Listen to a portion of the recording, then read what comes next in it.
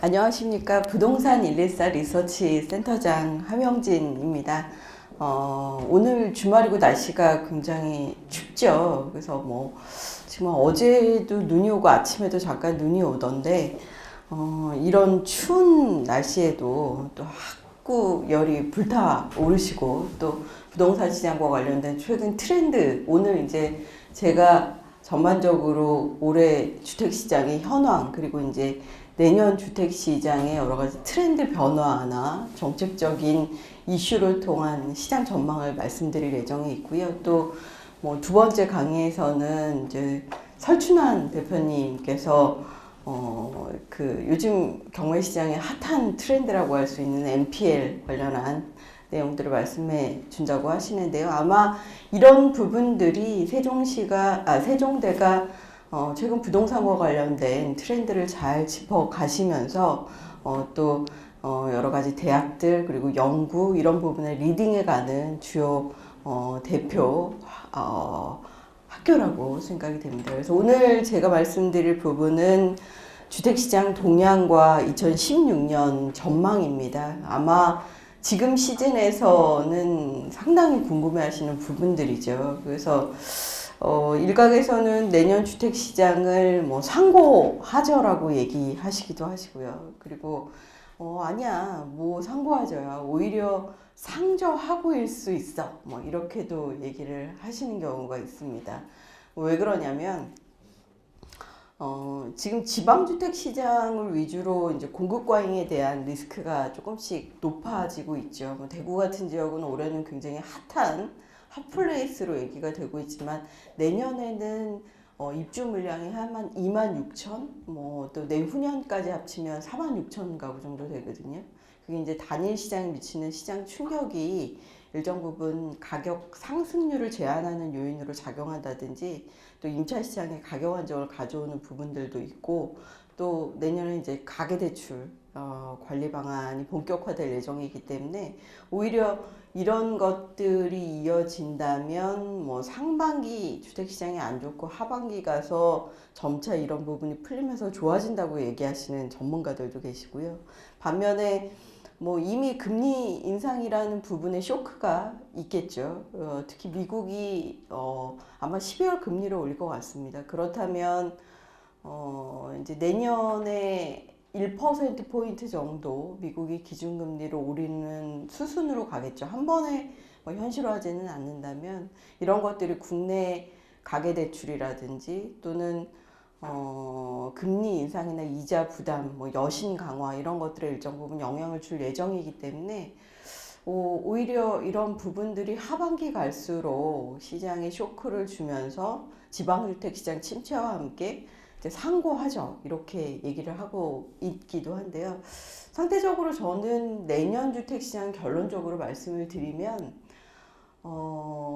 수도권 위주의 주택시장의 흐름이 이어질 확률이 좀 높다고 보여집니다. 지방주택시장은 추가 상승 여력이 많이 둔화되고 있고요. 또 일부 지역에서는 이제 공급 과잉 우려들도 나오고 있다는 부분들을 감안했을 때 가격 상승을 주도적으로 올해만큼 끌어가는 공급 시장이라든지 또는 주택 시장의 흐름을 이어가기에는 수요가 일정 부분 과거 같지는 못하다고 생각이 되고 또 반면에 수도권 위주의 주택 시장이 움직이되 수도권 지역 같은 경우는 전월세 시장 가격 불안이 서울 중심으로 쉽게 해결되지는 않을 것으로 보여집니다.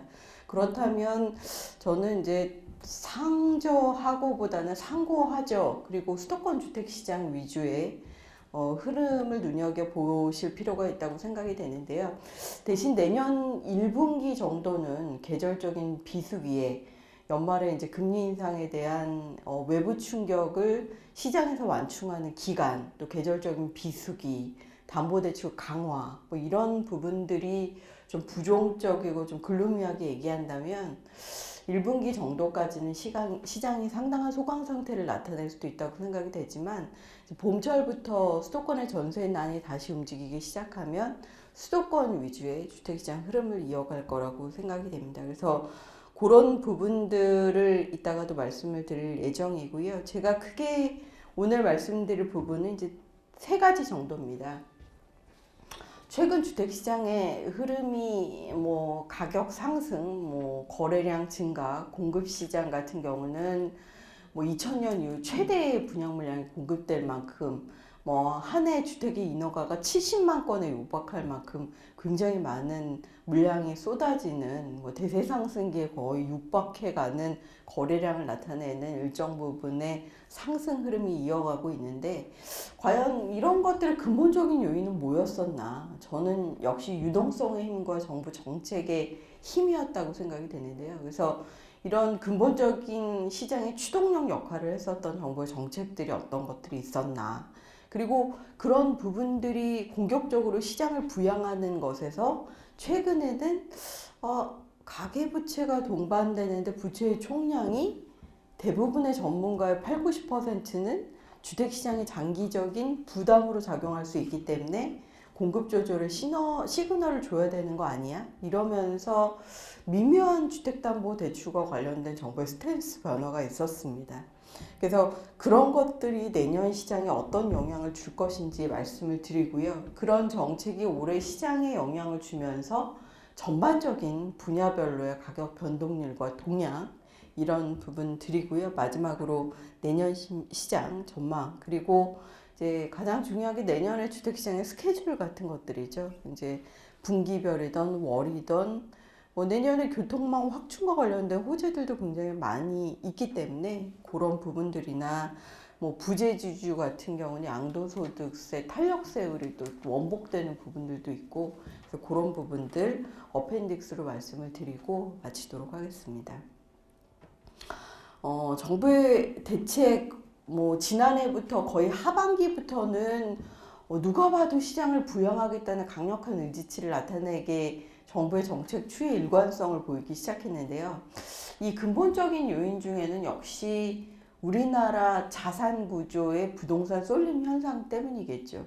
그러니까 지난해 상반기에 아마 기억하실 텐데 음성화돼 있던 주택 임대 소득을 양성화하겠다고 했어요. 그래서 집을 여러 채 갖고 있는 사람들 같은 경우 임대소득이 있다면 그 임대소득을 정부가 과세를 하겠다. 왜냐?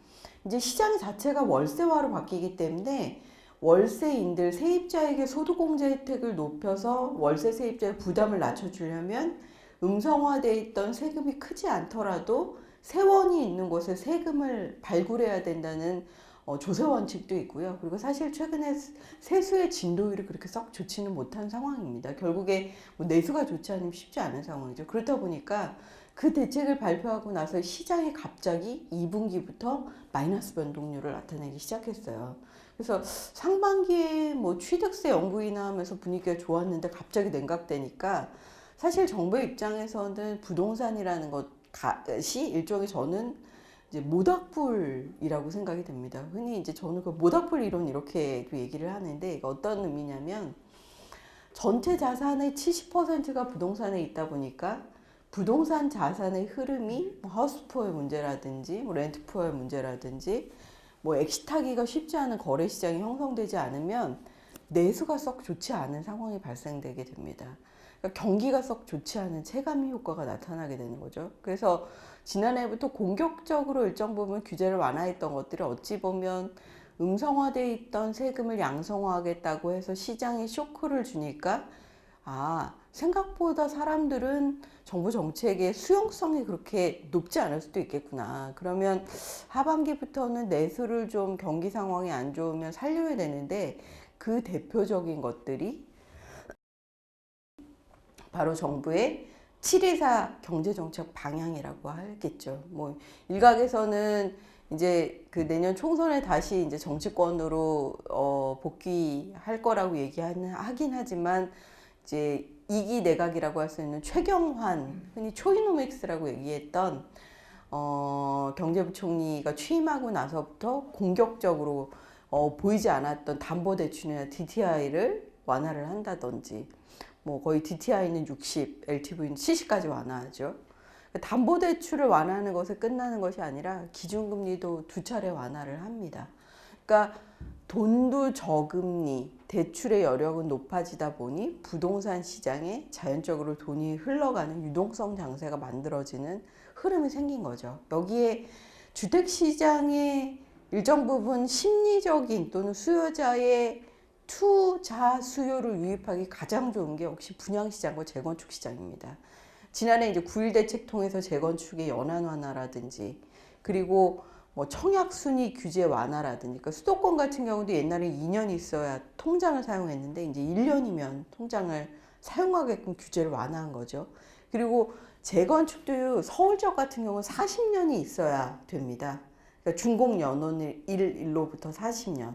그렇다 보니까 80년대 말에 준공했던 저기 노원구, 중계하계, 상계 아니면 양천구, 목동 이런 지역들의 재건축이 원활하지 않다 보니 재건축 연한을 30년으로 단축해서 올해 이제 노원구 같은 지역, 강북 지역, 뭐 전세난 때문에 오르긴 했지만 그런 지역이나 아니면 양천구, 목동 같은 경우 재건축이 본격화되는 뭐 의견 조사라든지 지구단위 계획을 만드는 것들의 이유가 바로 정부의 이렇게 규제 완화, 거기에 신규 분양 시장에 열풍이 불었던 것들도 이런 청약 제도의 규제 완화 이런 부분의 단기적인 부양 대책이 연말에 분양가 상한제 폐지라든지 재건축 초과 이익을 2017년까지 완화한다든지 또는 재건축의 조합원들이 다수의 분양 물량을 받을 수 있도록 세제까지 완화하는 부동산 3법이 통과하면서 지난해 하반기부터 부동산 시장의 본격적인 회복 추세가 나타나고 있습니다. 그래서 올해도 금리는 뭐 2차례나 인하했어요. 그래서 작년 하반기부터 올 상반기까지 기준금리가 1%포인트 정도로 낮춰지게 됩니다. 그러니까 주택담보대출, 주담보대출을 받을 때 2%대 후반에 대출이 가능해지는 거죠. 고정금리인데 사람들이 집을 안 살 이유가 없게 되는 겁니다. 가격도 오르고 거래량도 증가하고 규제도 풀리는데 한 가지 근데 이런 유동성과 저금리가 역설적인 문제점을 낳는 부분이 있습니다. 대표적인 것들이 임차 시장이죠. 그러니까 금리가 낮다는 것 자체가 임대인의 세상은 항상 두 가지 두 축으로 이루어져 있습니다. 공급자가 있으면 수요자가 있는 거고요. 임대인이 있으면 임차인이 있는 것들이죠. 뭐 또 재고주택이 있으면 신규 분양시장이 있고 이 모든 것이 톱니바퀴처럼 일종의 나비 효과를 주는 서로 영향을 주고 영향을 받는. 근데 금리가 떨어졌다는 것들이 이자 부담이 낮아지고 여신이 약화되면서 대출을 쉽게 받을 수 있어서 부동산 시장 거래량이나 가격을 증가시키는 효과도 있는 반면에 임차 시장에는 임대인의 입장에서는 전세로 놓는 것들이 손해인 경우가 생기게 됩니다. 실제 지금 금리 수준이 1.5% 기준금리가 그러면 1년 1금융권의 정기 예금 금리가 1.7%도 채 안 되는 경우도 있습니다. 기회비용 면에서 큰 전세금을 받아봐야 아니면 전세금을 인상해 봐야 별로 수익이 남는 게 없는 것들이죠. 감가상각이나 임대 관리한 부대 비용을 제외하면. 그렇다 보니 세입자에게 돈을 내줄 능력만 되면 돈을 내주는 월세 전환이 가속화되는 현상들이 생기게 됩니다. 이러면 공급자가 공급을 하지 않으면 당연히 수요자는 많은데 물량이 부족해지면서 전세 가격이 폭등하는 현상들이 생기게 되죠. 그 외에 높은 전세가율이 연쇄적으로 수요자로고 하여금 깡통 전세에 대한 리스크를 높이면서 그럼 차라리 저금리에 집을 살까? 라고 하는 주택 구매 수요를 다시 자극하는 연쇄적인 현상이 나타나게 됩니다. 그래서 올해 실수요가 굉장히 주택을 많이 공급하고 분양받고 신규 재고를 매입하고 했던 이유가 바로 이런 1년에 정부의 유동성 공급과 저리대출 그리고 규제 완화라는 큰 틀에서 움직이고 있기 때문에 우리나라는 전반적인 수급도 중요하겠지만 정부 정책이 주택시장과 부동산 시장에 미치는 영향력을 반드시 체크할 필요가 있습니다. 생각보다 그 영향력이 굉장히 큰데요. 뭐 일각에서는 사실 정부 정책을 이기기는 쉽진 않겠죠. 대신 이게 굉장히 묵직하게 추세적으로 밀고 갈 수 있는 것이냐는 좀 더 지켜봐야 되긴 하겠지만, 단기적인 주택의 사이클에는 굉장히 강력한 정책 효과를 주는 것이 사실입니다. 근데 문제는 부채를 완화해서 부동산 시장의 거래량이 증가했어요. 금리가 떨어져서 하우스푸어의 문제도 좀 줄어들었고, 그리고 집을 팔 수 있게끔 거래량이 증가되니까 렌트푸어나 뭐 이런 문제는 있겠지만 하우스푸어의 문제도 다시 낮아지면서 디레버리징도 일정 부분 있습니다. 근데 문제는 전반적인 가계대출의 총량이 늘어났다는 거예요. 그래서 일각에서는 지금 주담보대출이 한 470조, 80조, 그리고 전반적인 대출이 한 1200조 얘기를 하고 있는데, 연말에 이제 미국이 기준금리를 올리게 되면 우리도 시차를 두고 뭐 빠르면 중기, 내년 중기, 늦게 되면 하반기에 올릴 수도 있긴 하겠지만 어떻게든 부담이 될 수밖에 없는 거죠. 물론 금리라는 게 부동산 시장에 영향을 미치는 것은 아니겠지만, 그런 상황에서 정부가 최근에 다시 시장을 지난해 1년 만에 규제를 완화했던 것에서 1년 전에 완화했던 규제를 다시 1년 만에 올해 7.2 대책을 통해서 내년 1월부터는 옛날에는 이제 LTV만 보잖아요. 론투밸류라고 하는 담보인정 비율만 봐서 담보물건이 좋으면 담보물건의 60% 정도 대출을 해줘서 사실 차주의 상환 능력을 보고 해준 건 아니었어요. 담보 여력만 보는 거죠. 근데 내년에는 차주의 상환 능력, 그리고 소득을 이제 꼼꼼히 보게 되는 거죠. 그리고 옛날에 거치식, 뭐 변동금리부 이런 대출을 해줬다면 이제는 고정금리, 분할 상환식 대출. 근데 분할 상환식 대출을 하게 되면 어떤 현상이 나타나냐면 DTI가 높아지는 현상이 생깁니다. 차주의 상환 능력을 보면 소득이 많은 사람이 대출을 많이 받고 고가주택을 매입할 수 있는 것들이 생기는 거기 때문에 사실 고가주택 풀이라든지 공격적인 대출을 통한 주택이나 부동산 구입 자체가 어려워지는 현상들이 생기는 것들이죠. 일종의 유동성을 옥죄입니다.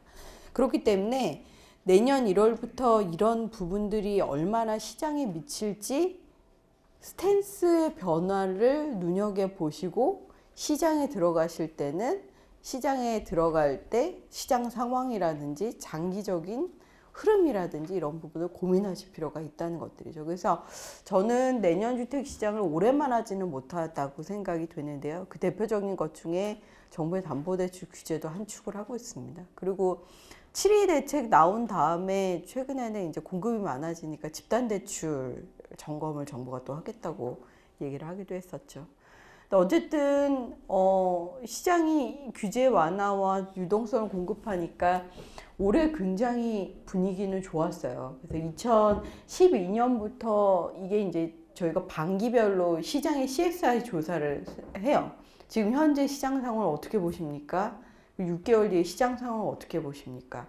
근데 굉장히 고점에서 움직이고 있죠. 근데 하나 눈여겨보실 부분이 지금 현재 전망보다 6개월 뒤의 전망이 높게 유지되고는 있으나 다소 낮게, 그거보다는 생각보다 2016년을 긍정적으로 평가하고 있지만 지금 현재의 시장 상황보다는 비교적 제한적으로 보고 있다는 흐름입니다. 그래서 이미 수요자들이 내년 시장은 지난해 하반기부터 오른 가격에 대한 부담, 추가 상승 여력에 대한 고민을 하고 있다고 봐야 되죠. 그래서 저희도 이제 매주 수도권의 가격 동향, 뭐 지방은 분기 격주 단위로 시장 시황을 조사를 하고 있는데요. 11월부터는 상승률이 현저하게 둔화되는 패턴들이 나타나고 있습니다. 계절적인 비수기 여파도 있겠고, 최근에 굉장히 글루미한 공급 과잉 우려 때문에 집값이 조정될 거고, 2017년에 공급 과잉 우려 때문에 입주 거부 사태가 생길 거고, 이런 좀 거친 얘기들이 나오는 것들이 일정 부분 시장의 심리에도 영향을 줬다고 보여집니다. 하지만 부동산 114가 조사한 것 외에도 지금 국책연구기관인 국토연구원이나 한국건설산업연구원의 CSI 조사 같은 경우도 일정 부분 고점에서는 유지되는데 이게 하반기에 들어서는 고점을 넘어서지는 못하고 그 상태의 높은 상태로 유지되는 정도로 되고 있고요. 올해 가격 많이 올랐어요. 보시면 파란색이 아파트 가격 변동률인데 지역별로 지난해, 붉은색이 이제 올해 변동률입니다. 근데 특이점이 수도권이 모두 지난해보다 상승 변동률이 높아졌어요. 왜냐? 청약 규제를 수도권을 완화했고 수도권의 DTI 규제를 완화하면서 수도권의 전세 가격 불안에 집을 산 사람들, 실제 구매한 사람들이 가격에도 반영이 된 거죠. 근데 이제 지방주택 시장을 잘 보시면 지방이 모두 뜨겁다고 자꾸 생각하시는데 이미 지방은 양극화되고 있습니다. 흔히 이제 뭐 강원권이라든지 충남이라든지 아니면 전라도, 대전 이런 지역들은 지난해보다 상승 변동치가 확연하게 줄었어요. 그럼 어디냐? 흔히 대구, 경남, 뭐 광주, 울산, 부산 하는 부울경이나 대경권의 가격 상승이 사실 지방주택 시장이 이끄는 큰 축이라는 것들이죠. 근데 이게 장기화 될 거냐? 지금 올해도 이렇게 올랐으니까 수도권보다 더 올랐으니까 내년에도 더 오를 것이냐? 저는 그렇지는 않다고 보여집니다. 왜냐하면 지방이 초록색인데 2011년이 사실상 정점이었어요. 근데 상승세는 유지되고 있다가 최근에 다시 오르는 것들이죠. 근데 원래는 이때 많이 올랐었던 것들에 대한 부담 때문에 오름세는 유지되나 오름폭이 둔화되는 일정 부분 조정 패턴을 걷다가 최근에 다시 살짝 오르는 것들이 역시 유동성의 힘이라는 것들입니다. 금리가 낮으니까. 청약시장에서 6개월이면 지방은 6개월이면 1순위잖아요.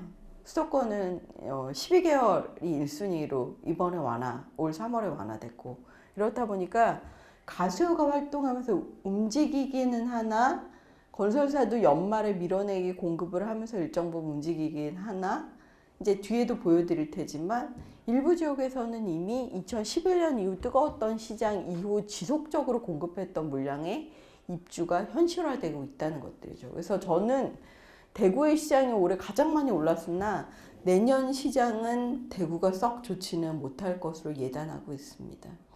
거래량이 올해 뜨거웠어요. 뭐 주택가격이 회복했으니까 당연히 거래량이 뜨거웠죠. 근데 어떻게 뜨거웠냐? 2006년은 흔히 대세 상승기라고 얘기하는데 그 거래량과 거의 어깨를 나란히 하고 있습니다.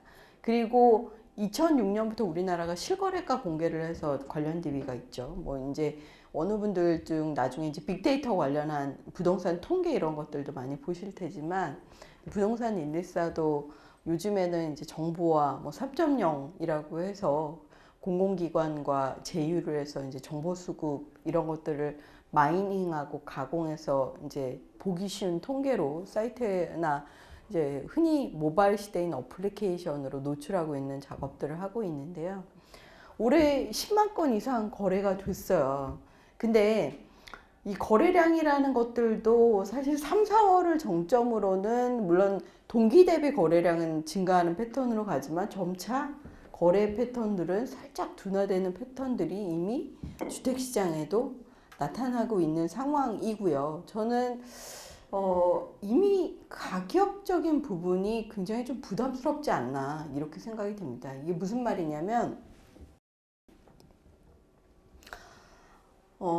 서울 지역 같은 대세 상승기가 물론 2006년, 7년 뭐 리먼 브러더스 이후 얘는 사실 위축이 된 적도 있었지만 일정 부분 정부가 공격적인 추경을 해서 이제 일부 지역이 상승하면서 최고점이 2009년이었거든요. 근데 보시면 최고점, 정고점의 거의 90%까지 가고 있습니다. 그러니까 어깨까지는 왔다는 것들이죠. 그래서 대세 상승기에 몰이성적인 투자 패턴이 나타난다든지 아니면 강력한 추동력이 있다든지 이런 것들이 과연 내년 시장에도 유지될 수 있을 것이냐는 좀 이성적으로 생각해 볼 필요가 있을 것 같습니다. 그렇다면 이미 일부 지역에서는 이제 특히 이제 올해 재건축 이주 수요나 담보대출이 풀리면서 유동성 정세가 만들어졌을 때 고가 주택들이 수혜를 좀 받죠. 신규 분양시장도 요즘 평당 서초에 4천만 원짜리도 분양이 잘 되고 있는 상황이니까요.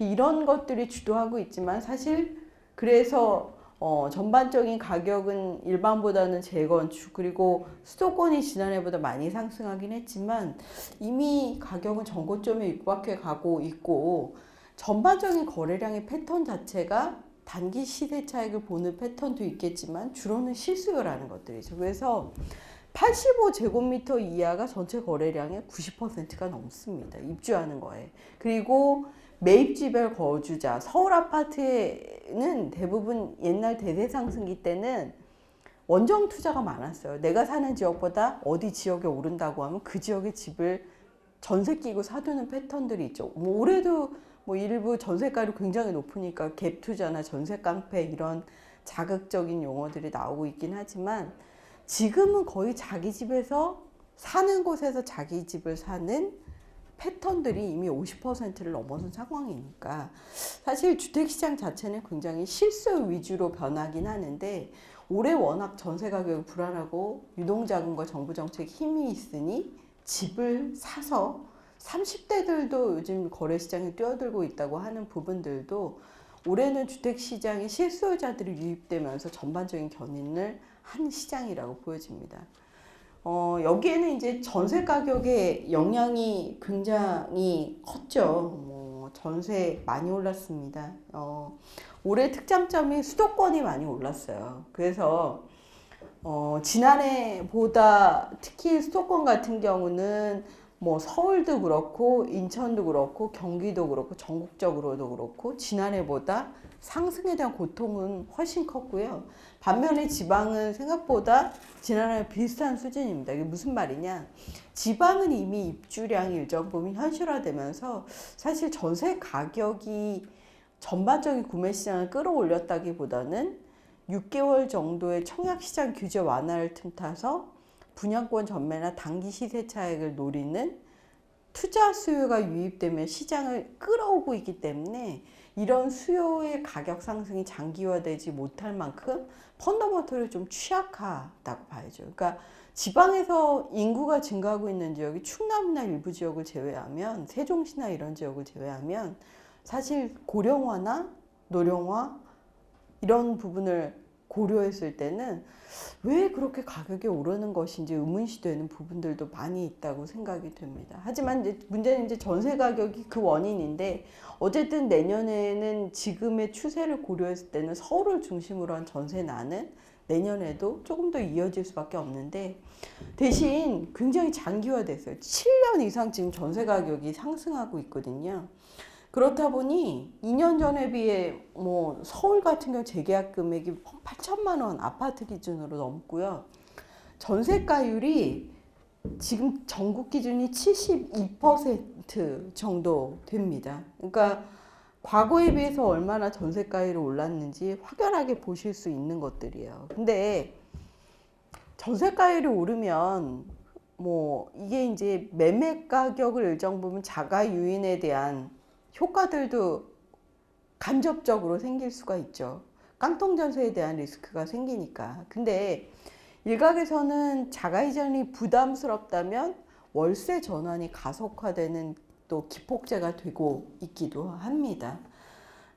그래서 아까 이제 전세가 높아지면 이게 일정 부분 임계점 없이 계속 높아진다기보다는 올해 같은 경우는 그 전세 가격 불안 때문에 내 집을 마련하는 자가 이전을 좀 자극하는 금리도 낮았기 때문에 한 해가 됐는데 신규 분양 시장도 뜨겁죠. 근데 실제 그랬습니다. 서울 같은 경우 이제 인구 이동을 보면 뭐 서울이 조만간 1000만 인구 붕괴된다는 얘기가 나오는데 저는 서울 지역이 임차 시장의 가격 불안을 해결하지 않고서는 인구는 계속 빠질 수밖에 없다고 생각이 됩니다. 왜냐? 지난해 같은 경우가 전출자가 서울에 전입보다 많아서 8만 명이 빠져나갔거든요. 근데 그 사람들이 어디 갔나를 살펴봤습니다. 어디 갔냐? 주로 경기도로 많이 갔는데요. 주로 이런 지역으로 많이 갔습니다. 왜냐? 옛날에는 아파트 서울의 3.3제곱미터당 평당가가 2013년만 해도 800만 원대였어요. 근데 경기도 분양가는 1000만 원대가 넘었거든요. 근데 지금은 단기적으로 서울 전세금이 3.3제곱미터당 뭐 거의 1200만 원까지도 올랐습니다. 근데 경기도는 택지가 있고 분양가 상한제를 적용하기 때문에 아시다시피 저기 저 이번에 서울에서 그 세종까지 연결되는 제2경부고속도로, 경부고속도로, 중부고속도로 사이에 예를 들어 저기 구리의 토평, 그리고 한강 건너서 하남, 그게 이제 위례신도시로 내려오고 그 위례신도시에서 내려왔던 게 용인 남사, 그리고 광주, 안성, 오송, 세종까지 내려가는 이 패턴이 있는데 그 일각에는 뭐 다산 신도시 같은 경우 토평에서 가깝죠. 뭐 이런 데들도 거의 평당 1000 정도, 그리고 뭐 하남 미사지구 이런 데는 뭐 한 1200에서 1400, 500. 그리고 위례 같은 경우는 뭐 1800이라 좀 비싸긴 하고 요즘에는 분양권 프리미엄까지 하면 거의 2200, 300만 원 정도까지도 올라서 부담스럽지만 용인 지역 같은 거 얼마 전에 대림 한숲시티 같은 경우가 동탄보다도 낮은 가격에 공급된 바 있었죠. 이런 것들 자체가 생각보다 서울의 전세금하고 가격 차이가 별로 나지 않습니다. 그러니까 그런 쪽에서는 자가 이전이 본격화되는 모습들이 있던 것들이죠. 그래서 어찌 보면 서울의 전세난의 추동력이 내년에 주변에 있는 경기 지역, 그러니까 인접한 지역의 전세 가격 불안이라든지 또 구매 수요의 기폭제 역할을 할 수는 있는데 대신 그 역할이 올해보다는 덜하지 않겠나, 제한적이지 않겠나 그렇게 생각이 되고요. 집을 못 산 사람은 역시 안 되면 월세로 가야죠. 왜냐? 전세 보증금을 다 날리는 것보다는 일정 부분 올려달라는 증액분을 월세로 돌리는 보증부 월세가 세입자 입장에서는 불리하다고만 생각하지 마세요. 왜냐? 보증금을 다 날리는 것보다 낫거든요. 그러니까 흔히 주택도시 보증기금이나 또는 서울보증 이런 쪽에 대해서 전세금 보장보험을 가입할 수 있지만 비용이 드는 경우도 있고 서울보증보험은 집주인도 동의를 구해야 됩니다.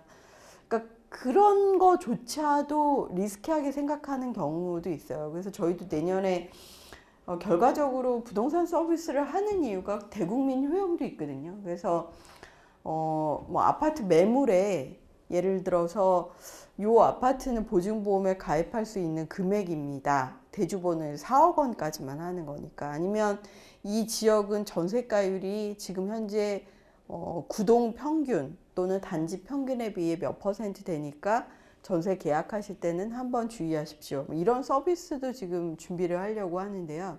이런 것들처럼 그렇지 못한 사람은 이제 월세로 전환하기 시작하니까 이제 2만 명 정도 샘플링으로 조사하는 국토부의 주거실태 조사를 보더라도 이미 보증월세 비중이 훨씬 늘어났고요. 지난해에 비해서 월세 비중이 5%포인트나 높아졌습니다. 근데 이런 그 실거래가 통계가 이제 매매는 전수인데 전월세는 전수가 아니에요.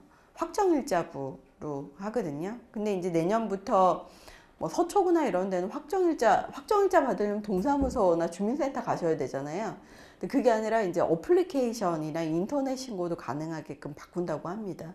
그런 권익들이 이제 앞으로 더 늘어날 거긴 한데 그렇다면 일정 부분 이런 월세화라든지 이런 것들은 물론 내년에 금리가 다소 올라가더라도 그 금리 인상 폭이 정부 입장에선 충격을 줄이기 위해서 소프트 랜딩, 그러니까 미국의 금리를 올릴 때는 길게는 3년에서 작게는 2년 동안 단계적으로 올립니다. 그럼 이제 우리나라도 비슷하게 가겠죠.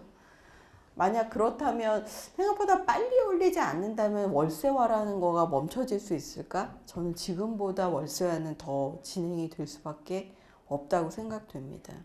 그렇기 때문에 이런 트렌드는 내년에도 이어질 것으로 보여지고요. 그리고 요 판이 이제 내년 시장을 어찌 보면 압축할 수 있는 공급 시장의 가장 대표적인 판입니다. 그러니까 보시면 내년에도 저는 서울이 좀 불안하다고 생각이 되는 게 올해와 입주 물량에 별 차이가 없어요. 물론 강북의 재개발이나 이런 쪽의 빌라다 세대가 저렴한 전세 시장의 매물을 찾는 완충 역할은 하지만 그렇지 못한 근본적으로 국민의 60%가 거주하는 아파트 입주 물량이 서울은 내년에도 부족하다는 것들이죠. 반면에 제가 대구의 인사이트 별로 좋지 않게 내년에 본다고 말씀드렸는데, 사실 대구가 2012년부터 14년까지 입주가 별로 없었어요.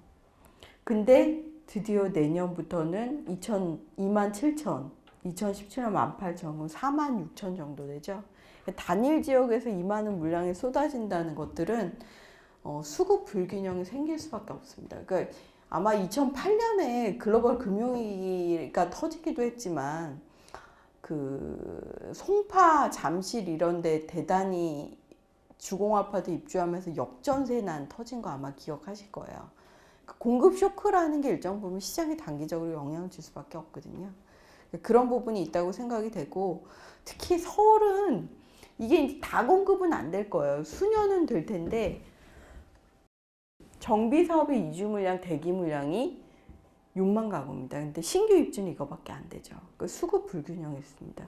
요 물량 자체가 정비 사업, 재개발, 재건축, 이주 대기 물량이죠. 사업 시행인가 관리 처분 받은 데들.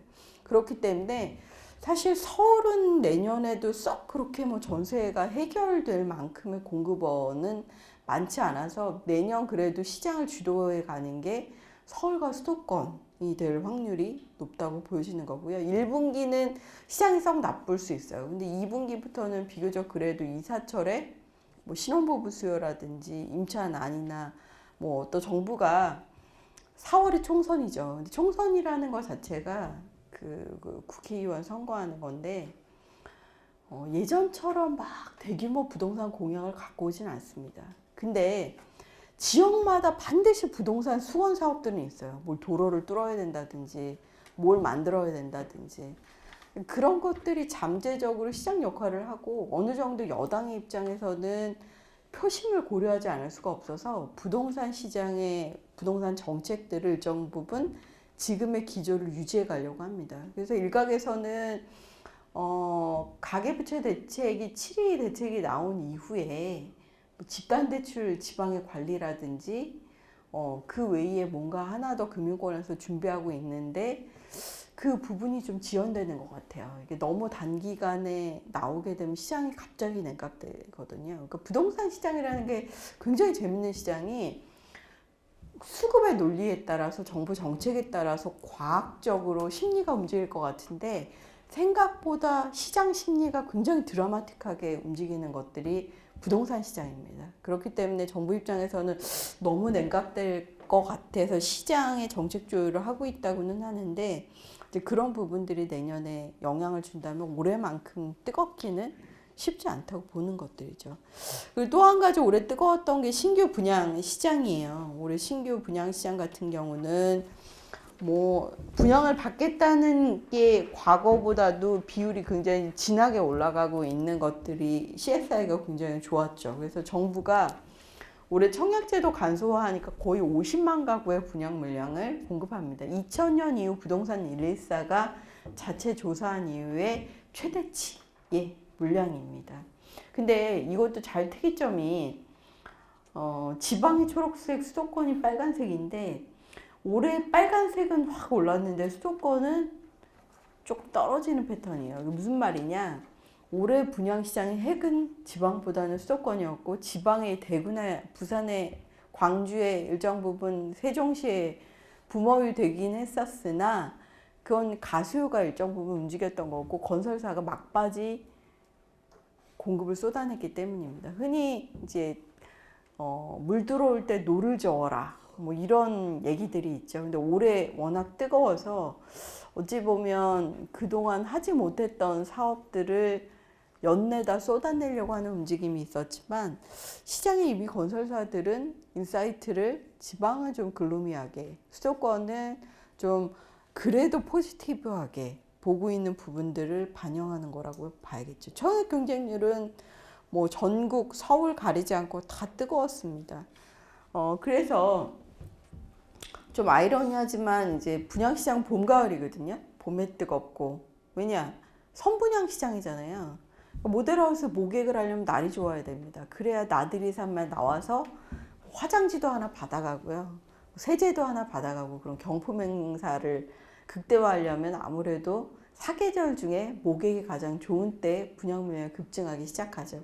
근데 올해는 특이하게 지금 11월에도 사실은 분양 물량이 좀 이렇게 줄어들어야 돼요. 근데 올해 이제 5, 6월에 메르스 사태가 터졌죠. 그래서 그때 공급 못했던 것들이 가을로 넘어와서 가을에 다 소화를 못했어요. 그래서 11월에도 분양 물량이 이례적으로 폭증하는 양상들이 나타났던 것들이 좀 이례적입니다. 건설사의 밀어내기가 그만큼 좀 절박했다고 봐야 되겠죠.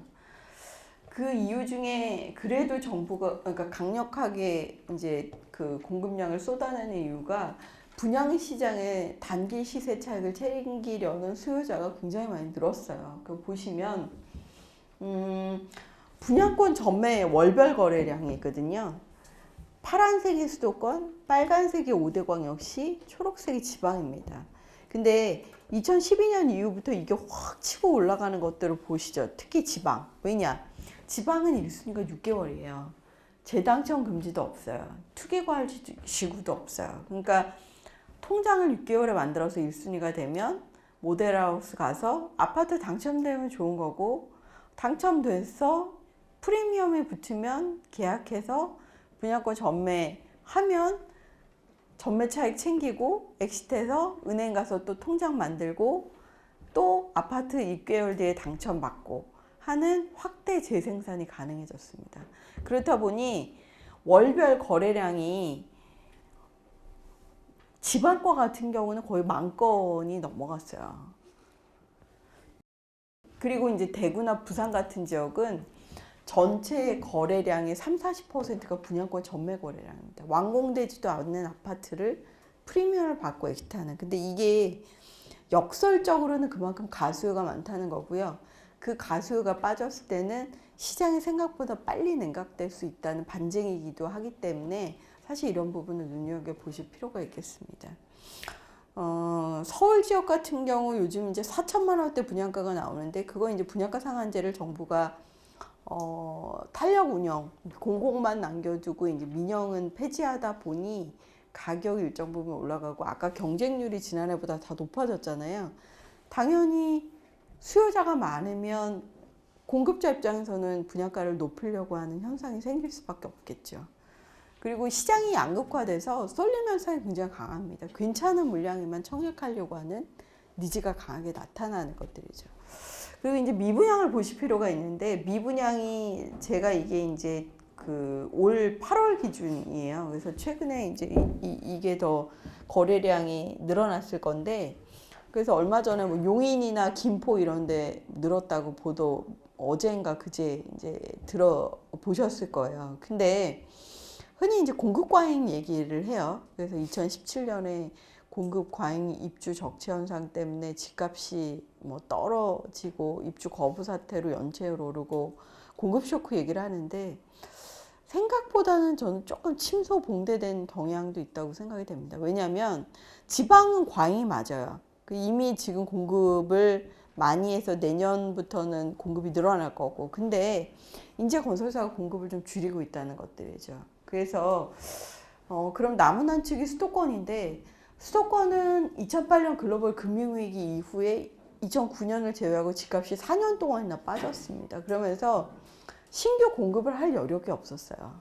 그리고 뭐 결정적인 게 글로벌 금융위기 때 16,000가구나 되던 것들이 이게 미분양 이렇게 빠지는 과정 중인데 그러면서 사실 어찌 보면 지금 현재의 미분양이라는 게 역사적 최저점이기도 하거든요. 그래서 공급이 당분간 갑자기 과잉이 돼서 시장을 쇼크로 갖고 와서 시장이 반락하기에는 사실 지금의 재고량 자체는 생각보다 부담스러울 수준은 아니라는 거죠. 근데 그렇다고 미분양이 안 늘어나냐? 아닙니다. 저는 내년에 내내 미분양은 늘어날 거라고 봅니다. 왜냐?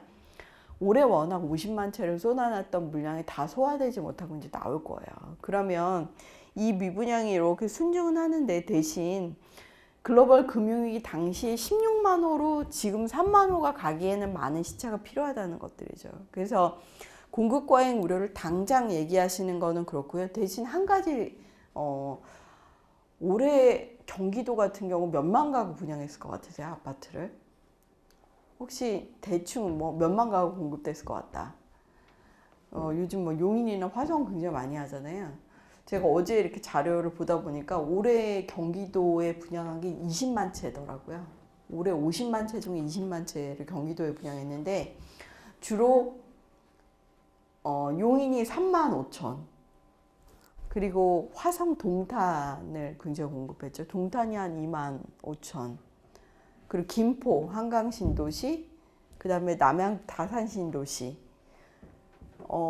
평택 미군 기지 이전이 이제 본격화된다고 굉장히 요즘 공급 많이 하고 있죠.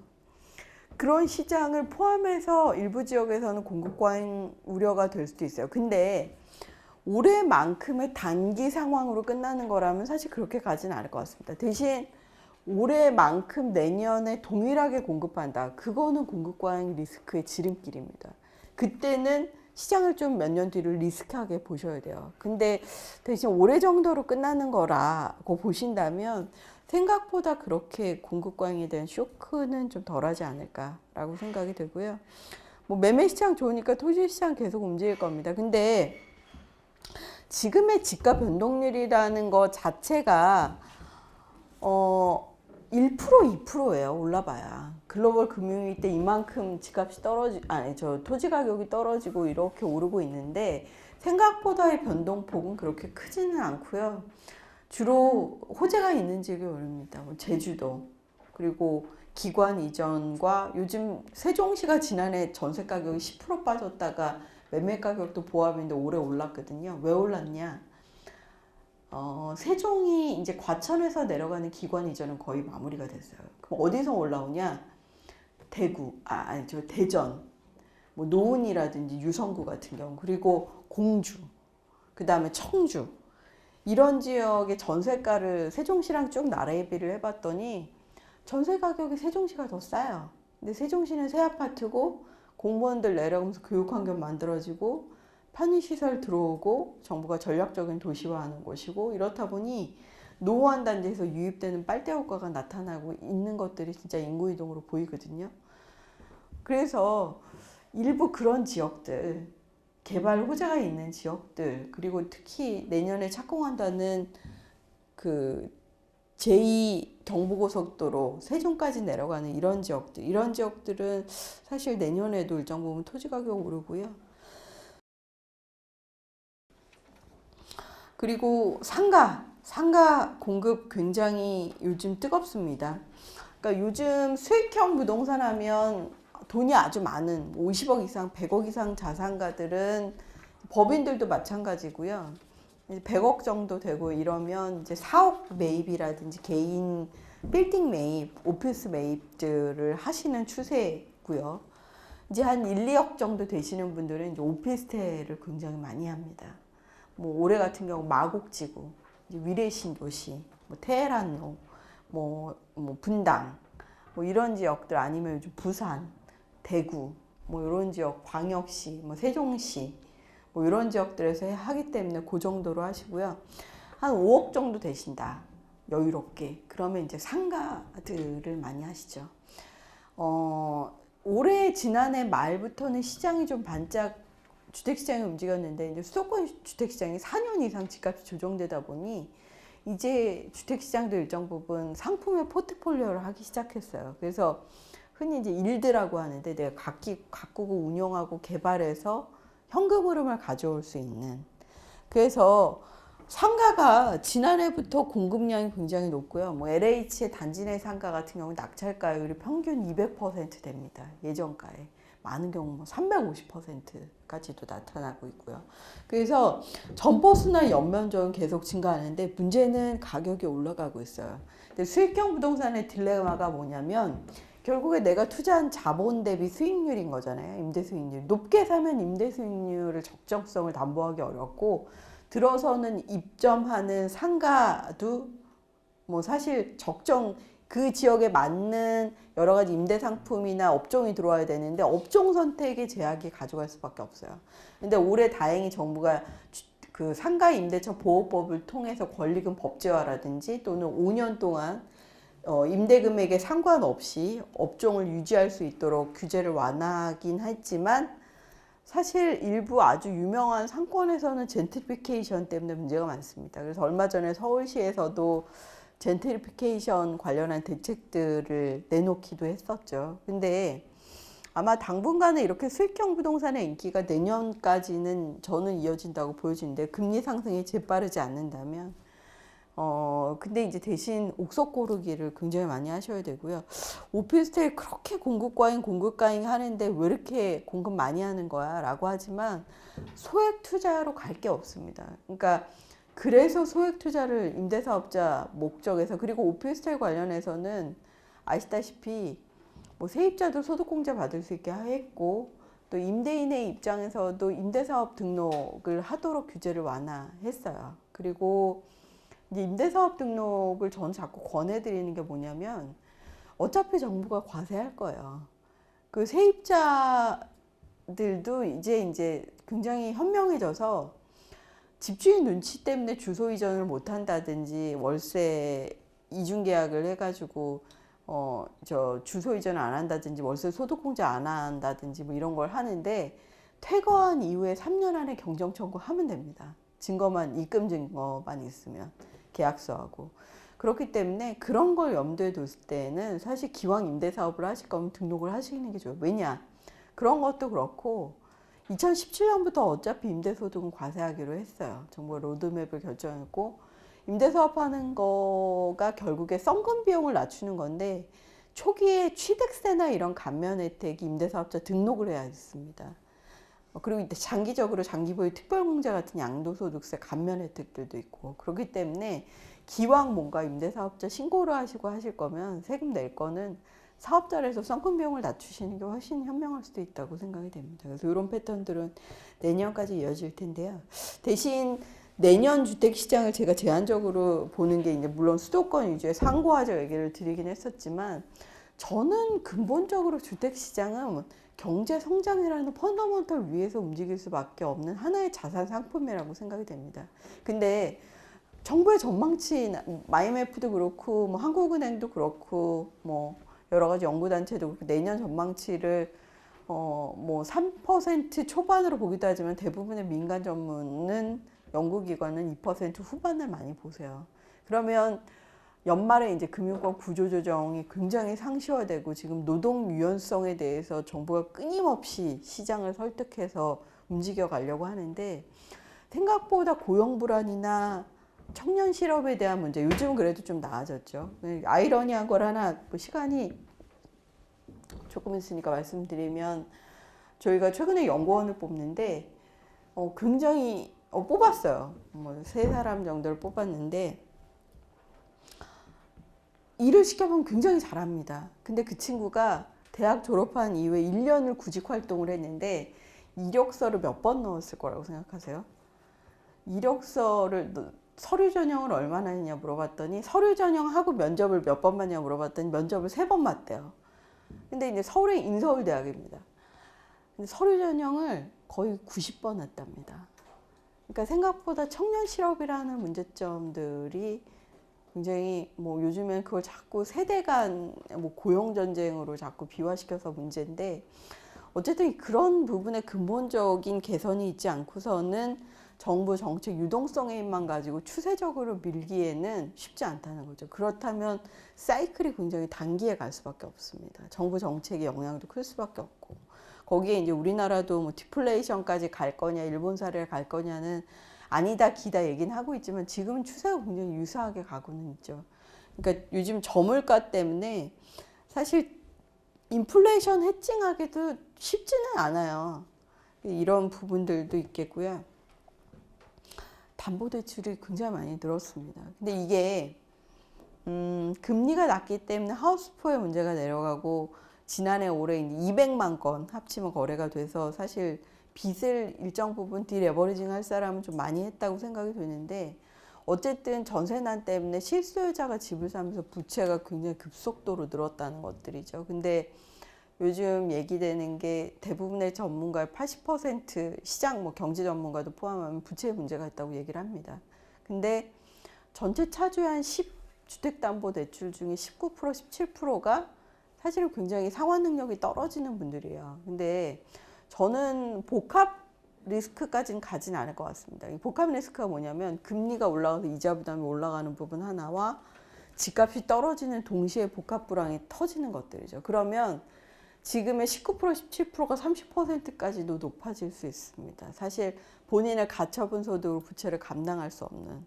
그리고 어찌 보면 올해 거래량이 많았던 건 미래에 거래할 수요를 미리 땡겨 거래한 부분들도 있겠거든요. 그렇기 때문에 사실 이런 부분을 꾸준하게 정부가 그래서 지금 뭐 예를 들어 2020년까지 고정금리부와 분할상환식 대출을 45%까지 뭐 늘린다 이런 로드맵을 결정하는 이유가 바로 이런 부채의 건전성이나 상환 능력을 개선하기 위한 정책이긴 한데 이게 결국에 누구의 고통을 동반할 수밖에 없다는 것들이죠.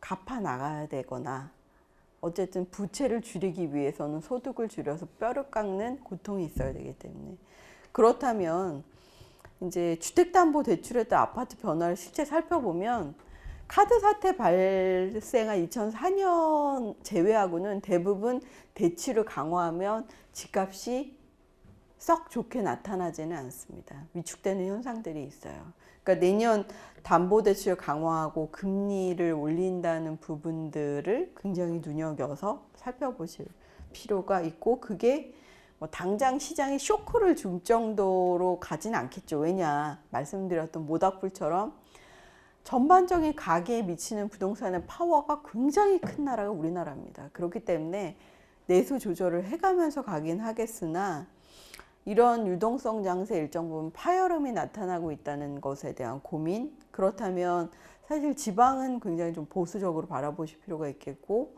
수도권도 너무 고가보다 이미 가격 올랐어요. 뭐 이미 올랐는데 뭘 급하게 서둘 필요가 있겠어요.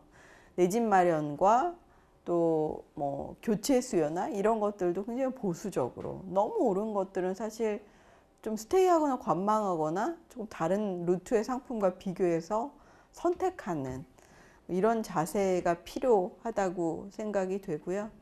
내년 저는 이제 어쨌든 공간 시장이 지방은 좀 위축되는 그리고 수도권 위주 특히 서울의 전세 불안이 수도권 여파에 미치는 영향력이 있다면 내년 상반기 1분기는 좀 어렵고 상반기를 지나는 시장부터는 일정 부분 움직이는 시장 자가 이전이 있다고 생각되는데 대신 금리 인상, 담보대출, 최근 대내외 경기 상황, 경기 내수의 시장 상황 이런 것들을 고려했을 때는 올해보다 전반적인 파워는 제한적일 수밖에 없다고 생각합니다. 그래서 뭐 주택시장은 항상 긍정적인 지표와 부정적인 지표가 힘을 겨루는 상황이죠. 그래서 어느 지표를 더 중점으로 주고 그 지표가 시장에 미치는 파워가 큰 건지는 분명히 꼼꼼하게 잘 살펴보셔야 될 것으로 생각하시고요. 뭐 간단하게 올해 이제 1시간 동안 뭐 왜 이렇게 올해 시장이 움직였던 것인가 그리고 내년 시장에는 어떤 포인트들을 잘 바라보셔야 될 것인지 이런 부분 말씀을 드렸고요. 요게 이제 이거는 어펜딕스로 제가 넣은 건데 재미로 한번 보십시오. 최근 이제 교통망이 내년에 대표적인 게 뭐 신분당선 연장선이라든지 성남 여주간 복선 전철이라든지 그리고 수서에서 평택으로 내려가는 KTX 개통이라든지 이 외에 서울에서 세종까지 연결되는 제2경부고속도로의 착공 소식이라든지 다양한 호재들이 있습니다. 길이 뚫리는 곳에 돈이 가는데 옛날만큼 매매 가격이 상승한다기보다는 길이 뚫리는 곳은 임대료가 오르는 현상들이 있어요. 그러니까 그런 부분들도 한번 살펴보셔도 좋을 것 같고요. 마지막은 일종의 캘린더예요. 그러니까 한 해 일정을 대충 보고 가면 아 요때 요럴 거고 요때 요럴 거고 라고 하는 감이 생기실 수 있거든요. 그래서 각 이제 대표적인 게 내년 1월부터는 이제 비사업용 토지 뭐 예를 들어 나대지나 이제 부재지주가 갖고 있는 토지 같은 경우는 그동안 경기 위축을 고려해서 6에서 38%의 양도소득세율에 10%포인트 가산하는 걸 안 했었어요. 근데 내년에 원복됩니다. 그렇기 때문에 연말이나 올해 토지를 파는 경우가 많았어요. 그래서 아까 보면 토지 거래량이 증가했잖아요. 그래서 그런 영향들도 사실 있거든요. 그래서 그런 일정들을 또 했어요. 그리고 경우에 따라 정부가 최근에 발표했잖아요. 효도하는 좀 효자들한테는 그 상속세도 뭐 감면해주는 부분들도 얘기를 하기도 했었었고요. 그리고 올해 뭐 선거라든지 뭐 고속도로 KTX 이제 이것도 저는 앞으로 수서역이나 이런 곳이 굉장히 좋아질 거라고 생각이 드는데 제가 회사가 판교에 있어요. 판교 테크노밸리. 그래서 굉장히 저도 장거리 출퇴근자 서울에서 왔다 갔다 하는데 농담으로 저 아시는 분이 이제 점심 강남 쪽에서 먹는데 서울에 언제 올라오세요? 이러시는 거예요. 그래서 저 날마다 서울에서 출퇴근을 해서 서울은 날마다 갑니다. 뭐 이렇게 얘기했던 기억이 있는데 제가 이제 분당 수서를 탄다든지 분당 이제 내곡 밤고갯길로 해서 수서 통과해서 이제 다시 동부간선도로 타는 길도 가고 뭐 좀 빠른 길로 여러 가지 퇴근길은 안달을 하고 있습니다. 근데 수서역에 볼 때마다 굉장히 달라지고 있는 부분들이 보이더라고요. 그리고 그린벨트 해제라든지 뭐 이런 것들, 그리고 하남시 이런 지역들도 저는 지금보다는 굉장히 많아질 거라고 생각이 됩니다. 그러니까 흔히 이제 대부분이 큰 도로를 따라서 인구가 들어오기 때문에 정부 외에도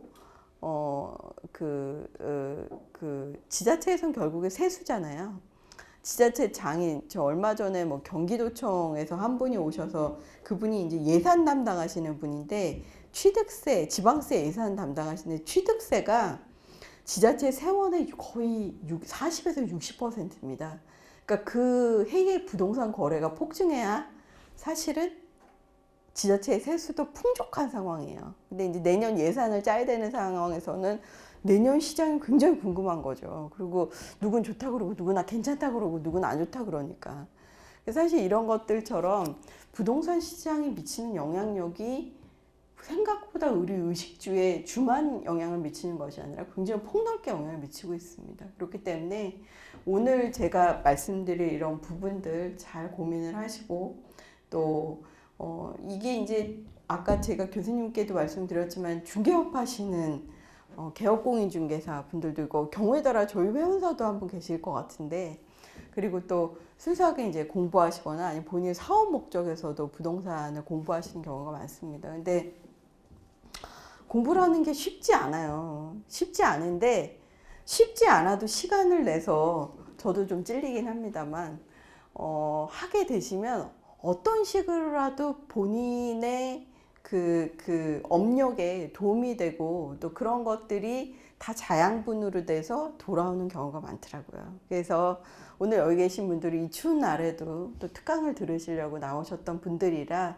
아마 내년 한 해도 부동산 자산관리뿐만이 아니라 본인 하시는 모든 일에서도 좋은 일이 많이 생기실 것으로 제가 기도하겠습니다. 그래서 오늘 강의 잘 들어주셔서 감사하고요. 저는 이만 마치도록 하겠습니다. 고맙습니다.